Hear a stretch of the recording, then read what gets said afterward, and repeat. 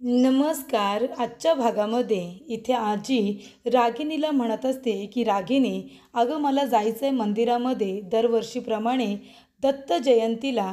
मला तिथल्या लोकांना वस्त्रदान करायचे आहेत आणि त्यांना थोडंफार पैसेसुद्धा दान करायचे आहेत. तेव्हा पौर्णिमा, तू माझ्याबरोबर येशील ना मंदिरामध्ये? जरा मला घेऊन चल. तेव्हा पौर्णिमा म्हणते, आजी आता मी कशाला तिथे येऊ?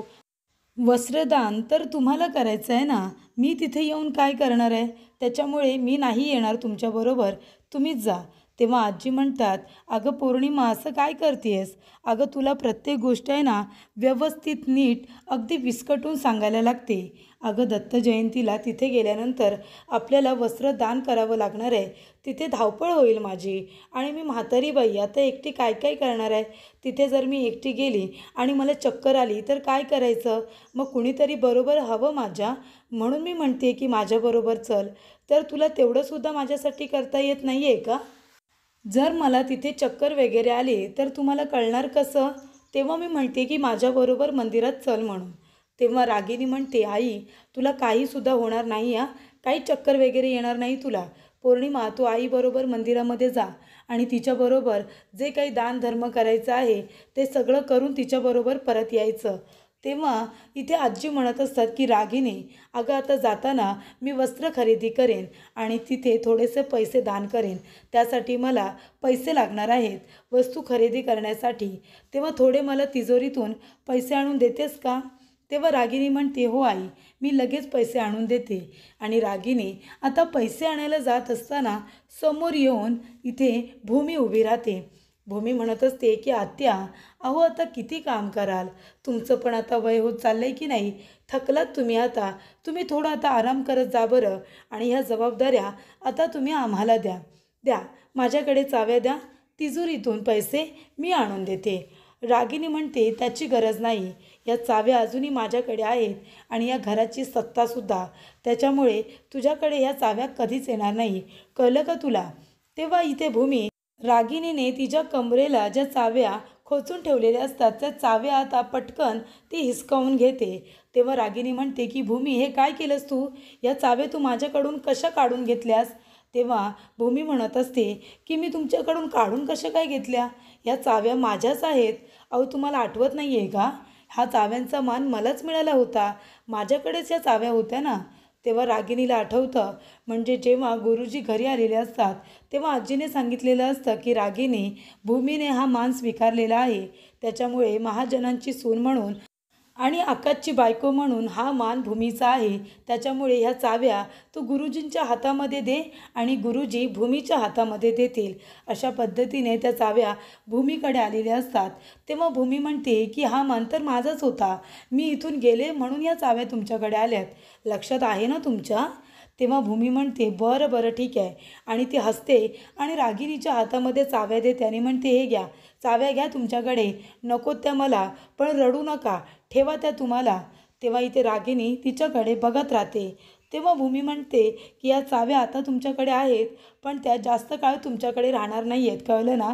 तर इथे सत्ता मिळवण्यासाठी एखाद्याचा अधिकार हिरावून घेणं, त्याच्याकडून ती वस्तू खेचून घ्यायला मी काय रागिनी पटवर्धन नाही आहे. जो माझा मान आहे ना तो मला मिळणारच. ह्या चाव्या आता तुमच्याकडे ठेवा, पण जास्त काळ तुमच्याकडे नाही राहणार. 24 तासाच्या आत ह्या चाव्या तुम्ही माझ्या हातामध्ये स्वतःच्या हाताने द्याल. कळलं तुम्हाला? तेव्हा इथे पौर्णिमा खूपच जास्त घाबरते. तेव्हा इथे भूमी जात असताना पौर्णिमाला म्हणत असते की पौर्णिमा, हा आहे चौथा धक्का. कळलं का? तर भूमीने सांगितलेलं असतं की तुम्हाला आता एकामागोमाग एक धक्के मिळणार आहेत आणि पौर्णिमा, त्या धक्क्यांची सुरुवात तर आता मात्र झाली आहे. त्याच्यामुळे हा आहे चौथा धक्का असं म्हणून भूमी तिथून जाते आणि म्हणते की आत्या बघा, या चाव्या आता तुमच्याकडे ठेवा, पण लवकरच तुम्ही स्वतःच्या हाताने या चाव्या माझ्या हातामध्ये आणून देणार आहात. त्याच्यामुळे आता तयारी करा. या घरावरचे हक्क आणि अधिकार आता सोडायची. कळलं ना? तेव्हा इकडे भूमी आता तिथून निघून जाते. रागिनी मात्र आता विचारात पडलेली असते की नक्की आता ही काय करणार आहे? म्हणजे माझ्याकडून हक्क अधिकार कशा पद्धतीने काढून घेणार आहे? तर इथे आकाश आता भूमीला तिच्या गोळ्या आठवणीने देत असतो. आकाश म्हणत असतो की भूमी, तू इथे परत आली आहेस म्हणून आता काय औषधं गोळ्यांकडे लक्ष द्यायचं नाही आहे का तुला? औषधं वेळेवरती घ्यायला हव्यात ना. तेव्हा भूमी म्हणते, अगदी बरोबर आकाश, तिथे मी स्वतः घ्यायचे ना. मग आता तू इथे आहेस, मग आता मला माझ्या नवऱ्याच्या हातून गोळ्या हव्यात आणि तिथे रोज फोन करून तू मला आठवण द्यायचंच ना की औषधं वेळेवरती घे म्हणून. मग आता तिथे तू नव्हतंच माझी काळजी घ्यायला, पण आता मी इथे परत आली आहे ना, आता ते सगळे दिवस मला भरून काढायचे आहेत. आता तूच मला गोळ्या औषधं वेळेवरती द्यायची, तेव्हाच मी खाणार. तेव्हा इथे आकाश म्हणतो, बरं घे. तेव्हा इकडे भूमी म्हणत असते की आकाश, बाळाबरोबर तुला आता बाळाच्या आईचे सुद्धा हट्ट पुरवायचे आहेत, त्याच्यामुळे मी हट्ट करणार आणि तू माझे हट्ट पुरवायचे आहेत, कळलं ना. मला गोळ्या रोज तू हातामध्ये काढून द्यायच्या, कळलं आकाश. तेव्हा आकाश म्हणतो, ठीक आहे, आधी तू घे औषधं घे. तेव्हा भूमी इथे औषधं घेते. तर आकाश म्हणत असतो की भूमी, हे सगळं काय आहे? मग तू जर एवढी चांगली आहेस, मग हे सगळं तू का वागतेस? मला तर आश्चर्य वाटते या सगळ्या गोष्टीचं. तेव्हा भूमी इथे औषधं वगैरे घेते. आकाश तिच्याकडे आश्चर्याने बघत असतो. तेव्हा भूमी म्हणत असते की आता मला छान वाटतंय. हो ना आकाश, अरे मला छान वाटते असं म्हणाले मी. तेव्हा आकाश म्हणतो, ठीक आहे. भूमी म्हणत असते की आकाश, तुला कोडं पडले ना की नक्की मी अशी का वागते म्हणून? बरोबर ना, कोडं पडले ना तुला. तेव्हा इथे भूमी म्हणते की आकाश, तुला आता आहे ना अशी खूप कोडी पडणार आहेत, पण नंतर ती कोडी तुला स्वतः उलगडत सुद्धा जातील आणि अर्धी कोडी मी तुला उलगडून दाखवेन. तेव्हा आकाश तिच्याकडे एकटक बघत असतो. भूमी म्हणते, आकाश इकडे ये ना, अरे इकडे ये, माझ्याजवळ बस. आणि ती त्याचा हात आपल्या हातात घेते आणि म्हणते, आकाश, अरे तुला माहिती आहे ना, किती दिवसानंतर आपण आपल्या रूममध्ये असे एकत्र बसलो आहे. मला आहे ना खूप छान वाटते, मला काहीतरी करावंसं वाटतंय. तेव्हा आकाश म्हणतो, भूमी, मी आता आहे ना खूप थकलो आहे आणि तू सुद्धा आराम कर, तुला आरामाची गरज आहे. तू आत्ताच औषधं घेतली आहेस ना, चल झोप बरं तू. तेव्हा भूमी म्हणते, आकाश गप्प बसा, तू इतका पण असा अनरोमॅन्टिक नाही आहेस, मला माहिती आहे. तेव्हा आता मला खूप छान वाटते, मला काहीतरी करावंसं वाटतंय. आपण एक काम करूया का, गाणी ऐकूया, मला गाणी ऐकायची आहेत. तेव्हा आकाश म्हणतो, हो लावतो ना, माझ्या मोबाईलमध्ये खूप गाणी आहेत. तेव्हा भूमी म्हणते, आकाश, मला कोणीतरी गायलेली कुणासाठी तरी गाणी ही मला ऐकायची नाही आहेत, मला माझ्या नवऱ्याच्या तोंडून माझ्यासाठी गाणं ऐकायचं आहे. तेव्हा तू माझ्यासाठी गाणं गा बरं. तेव्हा आकाश म्हणतो, नाही नाही, आता माझा मूड नाही आहे, मी नाही गाणार आहे. तेव्हा भूमी म्हणते, आकाश, जास्त नाटके करू नकोस, लाडाला येऊ नकोस, एवढा काय भाव खातोयस रे, गा बरं माझ्यासाठी गाणं. हे बघ, तुला आता बाळाबरोबर बाळाच्या आईचे सुद्धा हट्ट पूर्ण करायचे आहेत, लक्षात आहे ना तुझ्या. आता तू हे माझे आहे ना डोळे समज, तुला माझ्यासाठी गाणं गावंच लागेल. तेव्हा आकाश म्हणत असतो, नाही भूमी नको, मला आता नाही गायचं आहे. भूमी म्हणते, आकाश असं काय करतोयस रे, मला गाणं ऐकायची खूप इच्छा झाली आहे, माझा एवढा चांगला मूड आहे आणि तुला माझ्यासाठी गाणं नाही गायचं आहे का? तेव्हा आकाश म्हणतो, नाही, तू आता शांतपणे झोप. तेव्हा भूमी म्हणते, ठीक आहे, तुला माझ्यासाठी गाणं नाही गायचं आहे ना, मग आता मी झोपते, मला तुझ्याशी बोलायचं पण नाही आहे. तेव्हा भूमी इथे लगेच आता झोपते आणि पूर्ण डोळ्यापर्यंत अंगावरती पांघरून घेते, कारण ती आता रुसलेली असते, तिला राग आलेला असतो आकाशच्या या वागण्याचा. तिला एवढा छान मूड असतो, रोमॅन्टिक वातावरण झालेलं असतं आणि तिला त्याच्याकडून एक छान गाणं ऐकायचं असतं, पण इथे आकाश मात्र तिच्यासाठी काही गाणं गायला तयार नसतो. पण त्याच्या लक्षात येतं की भूमी आता रुसली आहे. तेव्हा आकाश तिच्यासाठी छान एक रोमॅन्टिक गाणं गातो. तरी ते आकाशने आता गाणं गायला सुरुवात केल्यानंतर भूमी लगेच आकाशकडे बघायला लागते. तेव्हा आकाश तिच्याकडे आश्चर्यानेच बघत असतो. त्याला भूमीच्या वागण्याचं कोडं काही सुटतच नसतं. आधी ती रागराग करत असते, त्याला डिवोर्सची नोटीस पाठवते आणि आता तर भूमी पुन्हा महाजनांच्या घरी आली आहे आणि त्याच्याबरोबर राहते, अगदी पहिल्यासारखी, ते सुद्धा हक्काने. त्या गोष्टीचं त्याला आश्चर्य वाटत असतं की नक्की भूमीच्या मनात काय आहे. भूमी येते, आकाशबरोबर रोमॅन्टिक डान्स करते आणि त्याच्या खांद्यावरती आपलं डोकंसुद्धा ठेवते. तेव्हा आकाश म्हणतो की जर मनामध्ये एवढं प्रेम आहे तर मग ते मला दिसत का नाही आहे आणि मग मला डिवोर्सची नोटीस का पाठवलीस भूमी? तेव्हा भूमी आकाशकडे बघते आणि ती मनामध्ये म्हणत असते की आकाश, अरे ही डिवोर्सची नोटीस तुला जी पाठवली आहे ना, त्याच्यामुळेच आपण दोघंजणं लवकरात लवकर एकत्र येणार आहोत. हीच धमकी असणार आहे तुझ्यासाठी, म्हणजे तू माझ्यापासून जास्त दूर जाणार नाहीस, यासाठी मला हे सगळं करावं लागते, असं भूमी म्हणते आपल्या मनामध्येच आणि ती पुन्हा आकाशच्या खांद्यावरती डोकं ठेवून शांतपणे डोळे मिटते. तर भूमी आता फ्रेश होऊन आलेली असते आणि देवी आईजवळ ती आता आशीर्वाद घ्यायला येते. भूमी म्हणत असते, देवी आई, मी आता एक वेगळीच लढाईला सुरुवात केली. या लढाईमध्ये मला तुझ्या आशीर्वादाची गरज आहे. मला शक्ती दे. मला तुझ्या आशीर्वादाची गरज आहे देवी आई. माझ्या पाठीशी खंबीरपणे उभी राहा, असं भूमी म्हणत असते. देवी आईचा आशीर्वाद मागत असते. तेव्हा रागिनी आहे त्याने म्हणते, काय झालं?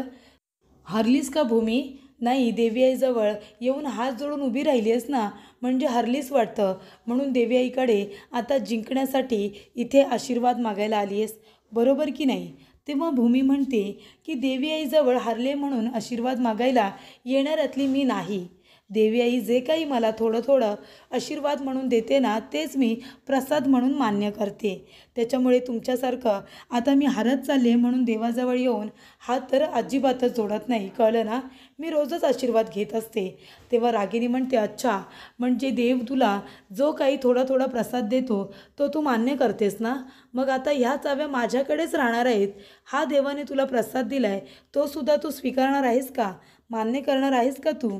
तेव्हा इथे रागिनी म्हणत असते, नाही, तू म्हणाली होतीस ना मोठ्या आत्मविश्वासाने की 24 तासाच्या आत ह्या चाव्या मी स्वतःच्या हाताने तुम्हाला देईन म्हणून, असं तूच म्हणाली होतीस. मग आता 18 तास तर झाले, पण ह्या चाव्या तुझ्या हातामध्ये काही अजून आलेल्या नाही आहेत. मग तुला काय म्हणायचं आहे?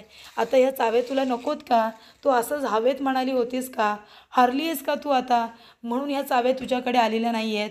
तेव्हा भूमी म्हणते की असं काय करताय तुम्ही आत्या? अहो, अजून खूप वेळ आहे ना.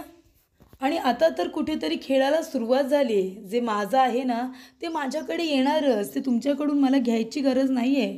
आणि तुम्हाला आता एवढी घाई लागली का हारायची? काय म्हणते आत्या, थोडासा धीर धरा. तेव्हा रागिनी म्हणते, बास ग बास बास, तू काय बोलणार आहेस? तुझ्याकडे हे मोठे मोठे शब्दांशिवाय दुसरं आहे तरी काय? भूमी म्हणते, आत्या, अहो तुम्हीच आता म्हणालात ना 18 तास झालेत म्हणून. मग 18 तास झालेत, अजून 6 तास बाकी आहेत ना. मग आता तुमचा हा ओव्हर कॉन्फिडन्सपणा आहे ना, तोच तुम्हाला नडतो. हा ओव्हर कॉन्फिडन्स आहे ना, तो थोडा कमी करा. 6 तास अजून बाकी आहेत, त्याच्यामुळे ह्या तासांमध्ये काही होऊ शकतं, बरोबर ना? इथे एका तासामध्ये काही होऊ शकतं, तर 6 तासांमध्ये माणूस अजून काय काय करू शकतो. तेव्हा थोडा धीर धरा. या चाव्या तुम्ही स्वतःच माझ्या हातामध्ये नक्की देणार आहात, कळलं ना तुम्हाला? आणि याच्यावरती तुमचा असं काही अधिकार नाही, सगळं माझंच आहे. तेव्हा पौर्णिमा म्हणते, तुला काहीच मिळणार नाही आहे, कळलं ना? इथे तोंड वर करून तू राहायला मात्र आली आहेस, पण या घरामध्ये तुला आता कसं वागवायचं ना, हे माझ्याकडे आहे, आमच्याकडे आहे. त्याच्यामुळे जास्त तोऱ्यात बोलू नकोस. तेव्हा भूमी म्हणत असते, हो का पौर्णिमा? काय करणार आहात तुम्ही? मला पण जरा कळू दे, एवढं काय करणार आहात काय? तेव्हा पौर्णिमा म्हणते, तुला काय करायचं आहे त्याच्याशी?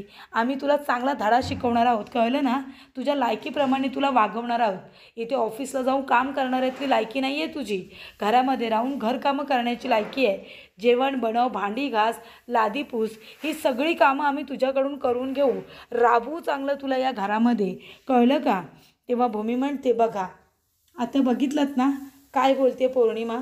आता याच्यावरती तुम्हाला काही बोलायचं नाही आहे का तिला? तेव्हा रागिनी म्हणते, तिला काय बोलायचं आहे? ती जे काही बोलली ना तुझ्या लायकीप्रमाणे बोलली, त्याच्यामुळे आम्ही तुझ्याकडून ही कामं करून घेणारच. जेवढी तुझी लायकी तेवढी तशी तुला कामं. आणि ती काही चुकीचं बोललेली नाही आहे. तेवढा तिथे आकाश येतो आणि म्हणतो, भूमी. तेव्हा रागिनी तर गप्प बसतेस, पौर्णिमा तर खूप घाबरते. मी जे काही बोलले ते आता ऐकलं की काय, असं आता इथे पौर्णिमाला वाटत असतं. पौर्णिमा खूपच घाबरलेली असते. तेव्हा भूमी म्हणत असते, काय काय म्हणत होतात तुम्ही? मला कळेल का? तेव्हा इथे रागिनी आता गप्पच बसते. आकाश येतो आणि म्हणतो, भूमी, अगं तू एवढी तयार होऊन कुठे जातेस? तेव्हा भूमी म्हणते की मी ऑफिसला चालली आहे. कारण आकाश, मला तर ऑफिसला जावंच लागेल ना, नाहीतर माझ्या पाठीमागे कोणी म्हणायला नको की मी इथे आली आहे, तुला डिवोर्सची नोटीस पाठवली आहे, तुझ्याकडे पोटगी मागितली आहे, आणि तरीसुद्धा माझ्या बाळाचा आणि माझा खर्चसुद्धा तुलाच करायला लागतो आहे. माझ्यासाठी आणि माझ्या बाळासाठी आता मला पैसे तर कमवावेच लागतील ना, त्यासाठी मला ऑफिसला जावंच लागेल, म्हणून मी ऑफिसला जाते. तेव्हा आकाश म्हणतो, भूमी, खरंच तू ही नोकरी सोड ना, तुला नोकरी करायची काय गरज आहे? तेव्हा भूमी म्हणते आपल्या मनामध्ये, आकाश, अरे मी जर नोकरीच्या निमित्ताने बाहेर गेले तरच मला डॉक्टर प्रधान यांच्याबद्दल पुरावे गोळा करता येतील, आणि म्हणून मला ऑफिसला जाणं गरजेचं आहे. तेव्हा भूमी म्हणते, आकाश अरे असं काय करतो आहेस? तूच म्हणालस ना की तुझं आणि इथे पारितोष सरांचं कॉन्ट्रॅक्ट आता रिन्यू केलेस, मग तू पुन्हा ऑफिसला जाशील. मग मी जर तिथे ऑफिसमध्ये काम करत असेन तर आपण दोघेजण ऑफिसमध्ये सुद्धा सोबतच असू ना. आपण घरामध्ये सुद्धा एकत्र आणि आपण ऑफिसमध्ये सुद्धा एकत्र. आपल्या दोघांना एकमेकांबरोबर जास्तीत जास्त वेळ घालवता येईल. बरोबर की नाही आकाश? तेव्हा आकाश मनामध्ये म्हणतो, अरे हो, मी तर या गोष्टीचा विचारच नाही केला. भूमी इथे सुद्धा माझ्याबरोबर आहे आणि ऑफिसमध्ये सुद्धा ती माझ्या नजरेसमोरच असणार आहे. तेव्हा आकाश म्हणतो, ठीक आहे भूमी, बरं चल मी गाडी काढतो, तू सुद्धा लवकर ये. तेव्हा भूमी म्हणते, ठीक आहे आत्या, येते मी, काळजी घ्या. तेव्हा रागिनी म्हणते, काळजी घ्या म्हणजे काय? काळजी घ्या म्हणजे काय? तेव्हा आकाश म्हणतो, अगं आत्या, काळजी घ्या म्हणजे तू व्यवस्थित राहा, स्वतःची काळजी घे, जास्त दगदग करू नको, असं म्हणायचं आहे भूमीला. हो ना भूमी? तेव्हा भूमी म्हणते, हो हो, असंच म्हणायचं आहे मला, आकाश म्हणाला तसं. तेव्हा इथे भूमी जात असताना रागिनीकडे मागे वळून वळून बघत असते. तेव्हा रागिनी चाव्या अशा रागाने आपल्या हातामध्ये फेकत असताना चाव्या आता खाली लादीवरती पडतात. तेव्हा भूमी मागे वळून तिच्याकडे बघते आणि पुन्हा हसायला लागते. तर पुढील भागामध्ये पारितोष भूमीला म्हणत असतो की भूमी, आता आपल्याला जर पुरावे गोळा करायचे असतील तर डॉक्टर प्रधान यांच्या घरावरती झडती टाकावी लागेल. तेव्हा हवालदार यांनी रागिनीला फोन करून सांगितलेलं असतं की आता थोड्या वेळातच डॉक्टर प्रधान यांच्या घरी झडती टाकण्यात येणार आहे. तर इथे अभि म्हणत असतो की हा आकाश सारखा सिक्युरिटी गार्डला भेटायला काय येतो? तेव्हा तो आता चोरून गाडीमध्ये बघत असतो. तर इथे आकाश ते फुटेज आता तो आपल्या गाडीमध्ये बसून लॅपटॉपवरती बघत असतो. रागिनी डॉक्टर प्रधान यांच्या घरी आलेली असते आणि कपाट उघडून त्याच्यामध्ये जे काही ती डायरी असते किंवा वॉलेट असतं ते आपल्या हातामध्ये घेऊन उभी असते. तेवढ्यात भूमी आणि पारितोष त्याचबरोबर हवालदार आतमध्ये आलेले असतात आणि ते आता बघतात तर काय, रूम कुणीतरी उघडलेली असते आणि कपाटसुद्धा उघडलेलं असतं. त्याच्यामुळे तिथे रागिनी आली आहे, ती आता भूमीला दिसते का हे बघणं खूपच जास्त रंजकदार होणार आहे.